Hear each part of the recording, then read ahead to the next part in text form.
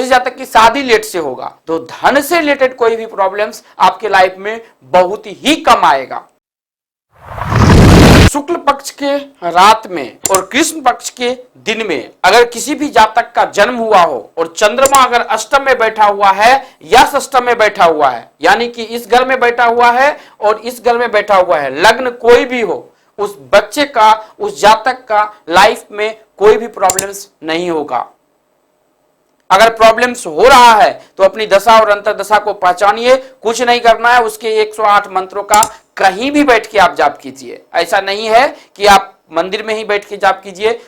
स्नान करके ही जाप कीजिए, शास्त्र में ये लिखा हुआ है, लेकिन आप कहीं भी आप बैठ के जाप कीजिए, बिना स्नान के भी जाप करेंगे तो आपके कर्म खराब होगा, लेकिन आपके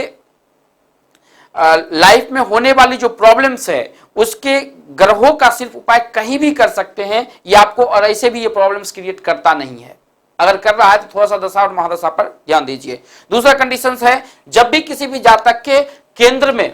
अगर गुरु बलिष्ठ स्थिति में पड़ा हुआ है, यानी कि अपने ही घर में बैठा हुआ है या उच्च की राशि में बैठा हुआ है, जैसे कि आप लोगों को पता है उच्च की राशि क्या होता है और नीच की राशि क्या होता है, टोटल वीडियोज हम आपको बता दें। स्वग्रही आपको पता है कि 9 और 12 में वो स्वग्रही होता है, इसके भी वीडियोज हम आपको दे चुके हैं। अगर अच्छी स्थिति में पड़ा हुआ है और कुछ भी कुंडली में कहीं भी जो भी हमने आपको बताया था अरिष्ट के बारे में जो खराब करेगा, वो टोटल चीज इसमें बहुत ही निगलेक्ट कम करता है। अब इस स्थिति में अगर आपको प्रॉब्लम किस प्रकार की है, जैसे कि किसी को जातक की गुरु अगर यहां पे बैठा हुआ है तो इस जातक की शादी लेट से होगा और कुछ नहीं हो सकता है।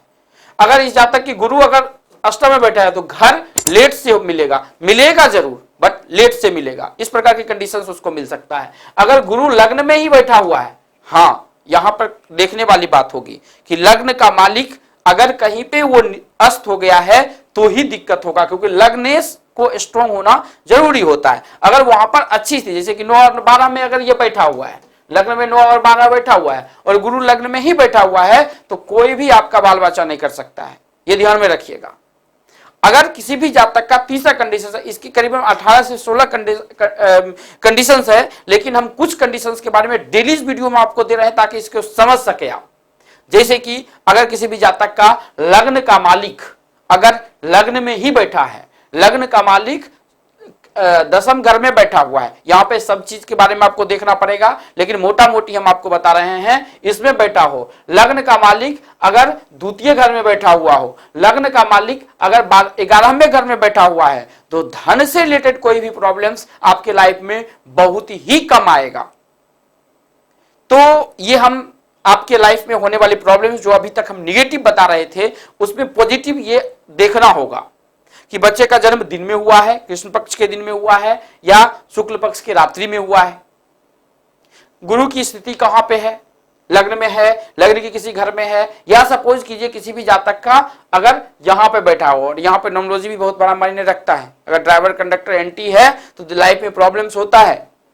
और आपको साथ में न्यूमरोलॉजी भी आता है तो अति उत्तम है, और ये थोड़ा सा समझने की कोशिश कीजिए, नहीं तो इसको थोड़ा सा पढ़ लीजिए। हमारे चैनल पे ही न्यूमरोलॉजी, एस्ट्रोलॉजी, वास्तु, केमिस्ट्री के सब वीडियोस पड़े हुए हैं, आप वहां से भी पढ़ के किसी भी जातक को समझा सकते हैं, बता सकते हैं,